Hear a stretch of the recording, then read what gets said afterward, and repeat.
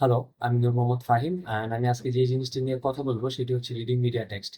So এই reading media text নিয়ে কথা বলার আগে আমি বলে নিতে চাই আমি একজন মাস মিডিয়া স্টুডেন্ট, মাস কমিউনিকেশনের স্টুডেন্ট। অ্যান্ড মাস কমিউনিকেশনের একটা মেইন কনসেপ্ট হচ্ছে কমিউনিকেশন। অ্যান্ড এই কমিউনিকেশনের একটা ছোট্ট পার্ট পার্ট হচ্ছে reading media text. And so reading media টেক্সটে যাওয়ার আগে আমি একটু বলি যে কমিউনিকেশন হচ্ছে এমন একটা প্রসেস, যে প্রসেসের মধ্যে আহ কিছু এলিমেন্টস থাকে এবং এই এলিমেন্টস গুলো হয় সেন্ডার, রিসিভার অ্যান্ড তাদের ইন বিটুইন থাকে একটা মিডিয়াম। এবং যে মেইন কম্পোনেন্টটা হচ্ছে সেটা হচ্ছে মেসেজ।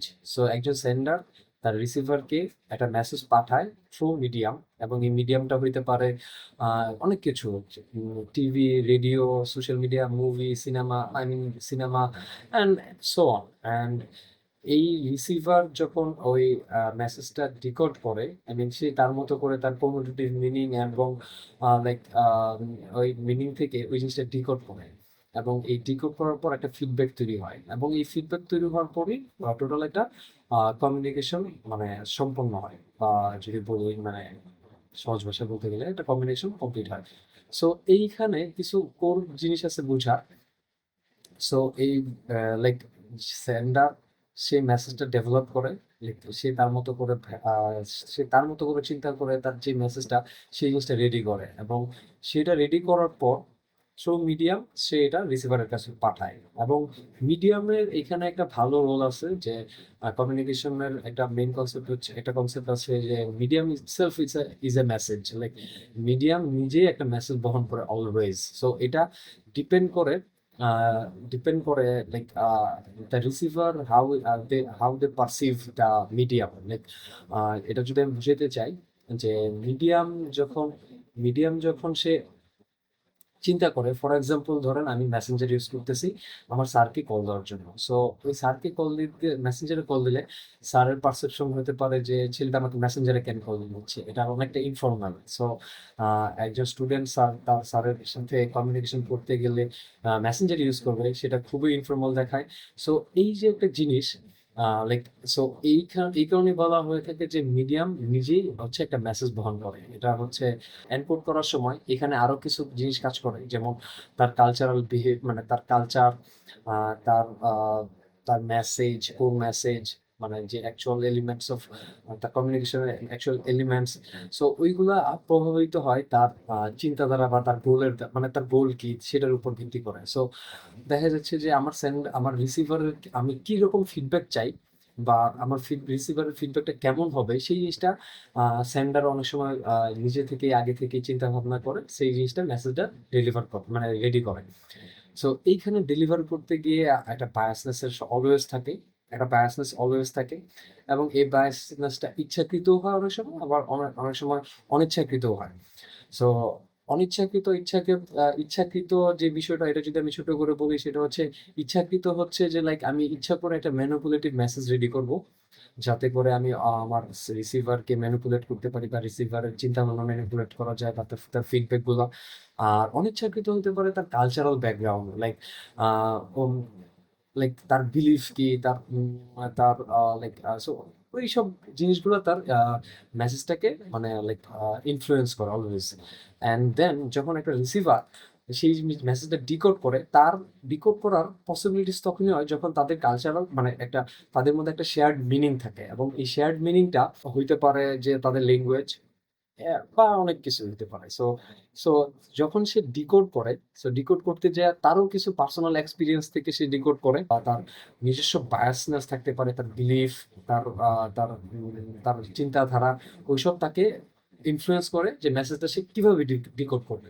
সো ওই ডিকোড করার উপর ভিত্তি করেই আলটিমেটলি প্রপার ওয়েতে একটা ফিডব্যাক রেডি করতে পারে। সো এই যে পুরো একটা জিনিস এইখানে যে বিষয়, আমি যে জিনিসটা আমি মানে বললাম, এটা বলার পিছনে রিজন হচ্ছে এরকম, যে মেসেজ ডিকোডের যে একটা বিষয় আর এনকোডের যে একটা, এনকোড এবং ডিকোডের বিষয়, সেন্ডার এনকোড করতেছে, রিসিভার ডিকোড করতেছে, এই যে জিনিস দুইটা, এই দুইটা জিনিসকেই কেন্দ্র করে হচ্ছে রিডিং মিডিয়া টেক্সটের, আমার ধারণা কি রিডিং মিডিয়া টেক্সটটা এস্টাবলিশড। এবং রিডিং মিডিয়া টেক্সট হচ্ছে এই দুইটা উপর ভিত্তি করে স্টাডি, লাইক যে একটা সেন্ডার কিভাবে মেসেজগুলো মানে এনকোড করতেছে। সো এটার এনকোড করার পিছনে রিজন কি, এনকোড কিভাবে করতেছে, কোন রকমের বায়াসনেস থেকে এনকোড করতেছে, এবং রিসিভার কোন রকমের বায়াসনেস থেকে ওই জিনিসটা ডিকোড করতেছে। এনকোডার এবং ডিকোডার যখন মানে লাইক একটা সমাজে যখন একজন সেন্ডার এবং রিসিভার যখন একটা ওয়েতে সবসময় মেসেজ এনকোড এন্ড ডিকোড করে, তখন তাদের মধ্যে একটা মানে কমন শেয়ার্ড মিনিং থাকে, এবং এই জিনিসটা সোশিয়ালি একটা ইডিওলজিতে পরিণত হয়, এবং এই জিনিসটা একটা প্যাটার্নে পরিণত হয়। ওকে, সো এই প্যাটার্নটা যখন আমরা একটু অ্যানালাইসিস করি, সো এগুলার মধ্যে হচ্ছে যে বিভিন্ন রকমের সাইন, মিথ, এবং হচ্ছে যে ডিসকোর্স। যদি আমি একটু বলে, সাইন জিনিসটা হচ্ছে যে লাইক সাইন জিনিসটা দুটো জিনিসের উপর কাজ করে, একটা হচ্ছে সিগনিফায়ার অ্যান্ড হচ্ছে একটা হচ্ছে সিগনিফাইড।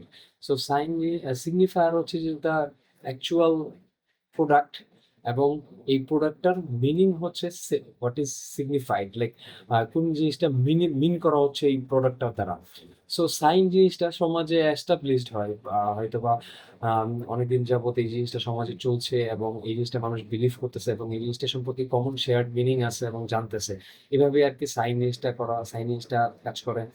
পরে মিথ, মিথ হচ্ছে আরেকটা জিনিস যেটা সমাজে লাইক রিপিটেডলি একই ধরনের মেসেজ বারবার মানুষ ডিকোড করতেছে, এবং ইন এ ওয়ে যে এই জিনিসটা এখন নর্মাল মনে হচ্ছে, লাইক মিথের অনেক মানে, সো এগুলো আসলে একটা প্যাটার্ন। আমি যদি বলি যে এনকোডিং এবং ডিকোডিং এর একটা প্যাটার্ন, এবং এই এনকোডিং এবং ডিকোডিং এর প্যাটার্নটা যখন আমরা স্টাডি করি এবং ইনডেপথ স্টাডি করি, তখনই রিডিং মিডিয়া টেক্সট জিনিসটা আছে।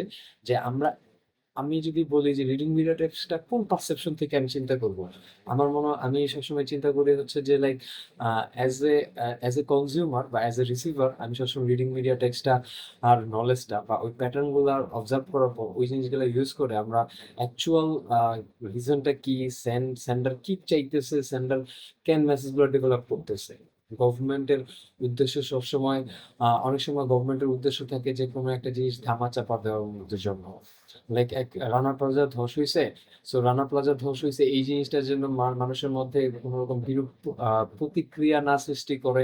সো সেই জন্য তারা অন্য কোনো একটা জিনিস, অন্য একটা ইনসিডেন্ট করে ইচ্ছাকৃতভাবে, যাতে করে ওই জিনিসটা আর মানুষের চক্ষুর আড়ালে চলে যায়। সো এই জিনিসটা কাইন্ড অফ একটা ফ্রেমিং এর মতো কাজ করে। ফ্রেমিং লাইক কোন জিনিসটা আমি অডিয়েন্সের কাছে দেখাচ্ছি এবং কোন জিনিসটা দেখাচ্ছি না, কোন সত্যটা আমি লুকাচ্ছি, কোন সত্যটা আমি লুকাচ্ছি না। আমি আমার পার্সোনাল লাইফ থেকে যদি আমি মিথ এবং এইসবকে যদি এক্সপ্লেন করার চেষ্টা করি, মিথের একটা উদাহরণ দেওয়ার চেষ্টা করি যে আমার বাবা সবসময় মনে করে যে লাইক আমি একজন টিচার, আমার ছেলে হয়তো বা আমার থেকে বড় কিছু হবে, আরো ভালো ভালো সাকসেসফুল একটা জায়গাতে যাবে।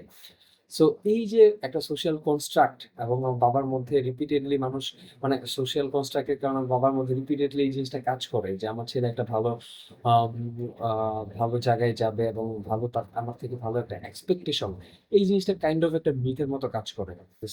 এই জিনিসটা যদি আমি ধরি অ্যাজ এ কনজিউমার আমি কিভাবে চিন্তা করতেছি, বাট আমি যদি অ্যাজ এ সেন্ডার বা আমি অ্যাজ এ মানে লাইক রিডিং মানে মিডিয়াটাকে ইউজ করে আমি একটা লাইক প্যাটার্নটা বোঝার পর রিডিং মিডিয়াটাকে ইউজ করে আমি একটা ভালো চেঞ্জ আনতে চাই। সো আমার একটা ছোট্ট মানে চিন্তা ভাবনা আমার সবসময় মাথায় ঘুরে যে লাইক যেহেতু রিডিং মিডিয়ার একটা সবসময় নেগেটিভ দিক থাকেই, সো এই নেগেটিভ দিকটাকে যদি কোনোভাবে ইউজ করা যায় পজিটিভ কোনো একটা কাজের মধ্যে, লাইক দেখা যাইতেছে যে আমাদের ঢাকা শহরে অনেক রিক্সার মানে প্রভাব বাড়তেছে, তারা রাস্তায় উঠতেছে। বাট এই জিনিসটা নিয়ে মানে লাইক কোনো মানে কাজ করা হচ্ছে বা কাজ করতে গেলে দেখা যাচ্ছে বিভিন্ন রকমের নেগেটিভ ইম্প্যাক্ট পড়ে বা তারা আন্দোলন করে। কিন্তু যখন আমরা এই মিডিয়ার থ্রুতে আমরা যদি কোনো রকম এরকম একটা স্টেপ নেই যে লাইক সবসময় একটা নেগেটিভিটি, লাইক যে রিক্সা চালানো খুবই লাইক ভালো জিনিস না, এবং এই জিনিসটা বারবার আমরা প্র্যাকটিস করতে থাকি। সো মানুষের মধ্যে মনে হয় এরকম একটা কনস্ট্রাক্ট তৈরি করা সম্ভব যে মানুষ একটা সময় আসলে ভাববে যে না, রিক্সা চালানোটা ঠিক না, রিক্সা চালানোর ব্যতীত অন্য কি করা যায়।